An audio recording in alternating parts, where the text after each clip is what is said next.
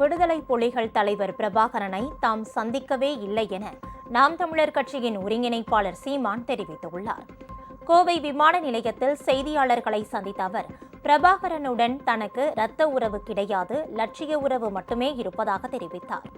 பிரபாகரனை தான் சந்தித்தேனா இல்லையா என்பது குறித்து யாருக்கும் பதில் சொல்ல வேண்டிய அவசியம் இல்லை என்றும் சீமான் தெரிவித்தார். ஒருத்தர் 10 நிமிஷம் ஒருத்தர் இந்த படம் பொய்யுங்கிற, இப்ப இந்த சந்திச்சது உண்மையா, இந்த படம் பொய்யுங்கிறது உண்மையா, எதை நம்புறீங்க? இப்ப நான் சொல்றேன், நான் எங்க அண்ணனை சந்திக்கவே இல்லை, இப்ப எதை நம்புறீங்க?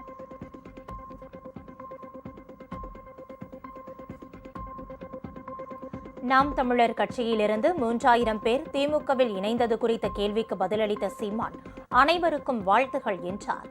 திமுகவை நாம் தமிழர் கட்சிதான் வளர்த்துவிட வேண்டும் என்ற நிலை ஏற்பட்டிருப்பதாகவும் அவர் விமர்சனம் செய்தார். மகிழ்ச்சி, வாழ்த்துக்கள். பாருங்க, திமுகவையும் சேர்த்து நாங்க தான் வணக்கம்.